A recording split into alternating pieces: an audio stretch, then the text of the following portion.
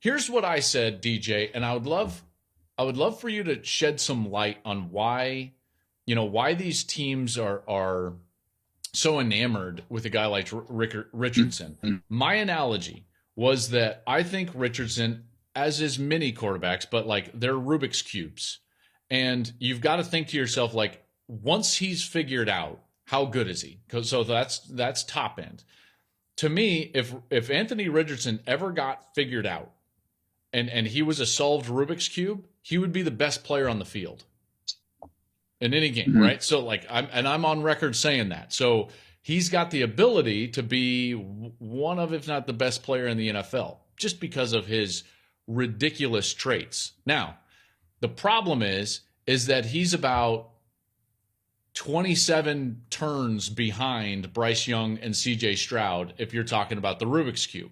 So it's going to take a long time, and you're going to have to turn that Rubik's Cube quite a few times. But Richardson, to me, like, if you can figure him out, man, like,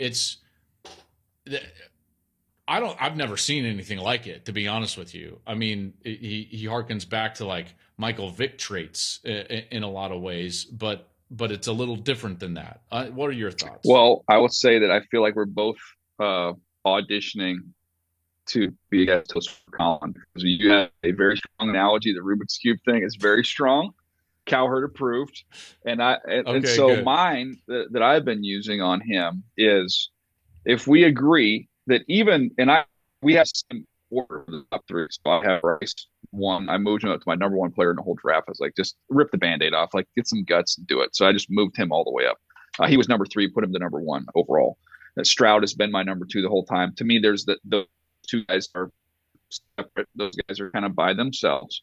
And then I moved Richardson up, so he's my third quarterback. So we have those guys stacked the same. The analogy I would say is even with So you copied my top 5 from last week. That's cool. Yes, I absolutely. Way to go. But I will not copy your background because there's no greenery. Okay, none. It's nothing.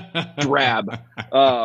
So my analogy is, if we would agree, with Bryce, his size, CJ maybe not as dynamic and urgent and explosive of an athlete, and you'd say Richardson obviously a long way to go in terms of the development as a passer.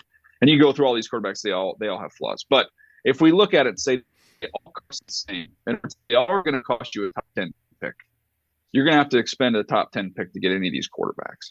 So if I'm going to go buy a lottery ticket and they all cost $1, but one of them, the payout is $500, and the other one, the payout is $5 million, then shoot.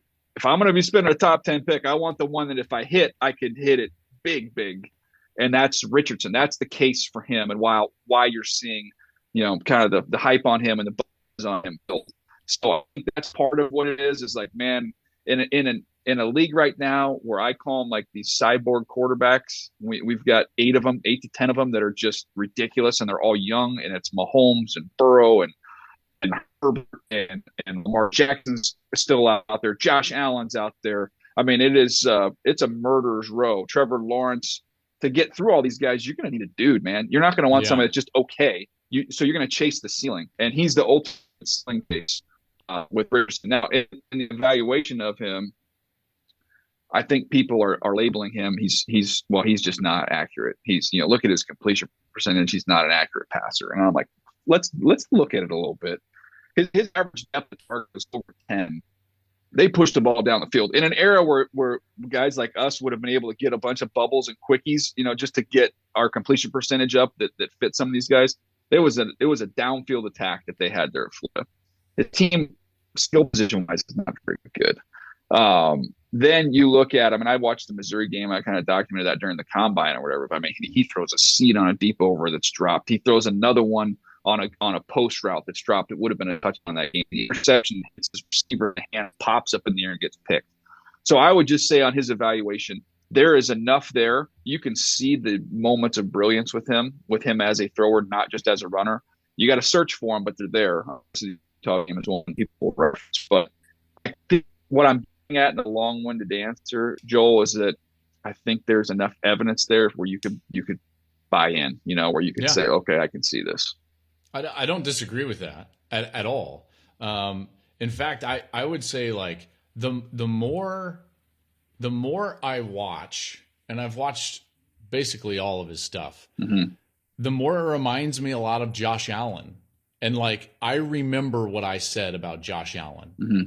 unfortunately, right? And I was pounding the table that he wasn't accurate enough. And when I go back and I think to myself, like, what did I miss? I missed all the things that you just talked about. Downfield passing attack, not very good in the skilled positions. All those things that would lift a completion percentage up and make a quarterback seem more accurate, because there's accurate passers and then there's guys that complete a lot of passes. Yeah. And those are not necessarily the same thing, in particular with the eclectic nature of systems that we see in college football. So I'm with you. It sounds like, to me, with your analogy, it sounds like you think that he might even be selected before one of the other two. Is that a possibility? I would not be shocked if we come through the whole process and somebody just says, we're going to go for it, caution to the wind, and we're just going to do it. If he was the first quarterback, surprise, maybe surprise, I would not be shocked. Because I think all these guys have flaws. This is not a year where, with Trevor Lawrence or Joe Burrow, Andrew Luck, like those years, there was no debate. Like you try and manufacture, like, oh, is it Andrew Luck or is it RG3? But I mean, if you pulled 32 teams, they all had Andrew Luck as the top guy in that draft. Sure. We don't have that this year. So you think there are teams with Anthony Richardson as their top guy? I know two teams, of talking to two general managers of teams that don't need quarterbacks. So they're not doing the deep dive. They've got real dudes. And they had him as their second guy. And then I had a third general manager who also has a quarterback, who had texted me a few days ago and said he's just doing quarterback, just doing. And he's like, I just watched Richardson. I could see him. I could see somebody doing that. I could see him being the first guy. All right. Last thing on these quarterbacks, and then we'll move on and try to go a little quicker, because I want to hit on a couple of other things. But DJ, two things.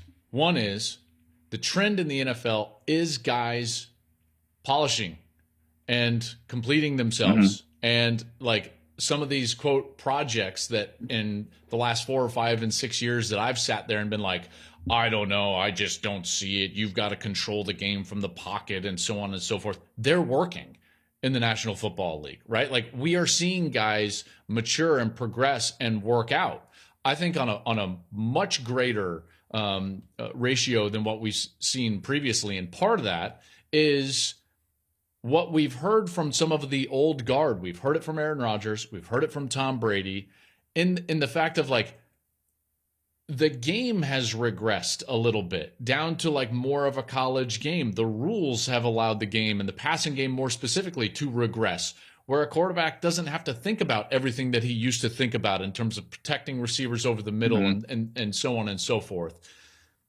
I think both of those trends are why I wouldn't put it past someone taking Anthony Richardson, in the top 5 and being like, listen, we think it's going to work out, and he doesn't have to be what a quarterback had to be 10 and 12 and 15 years ago.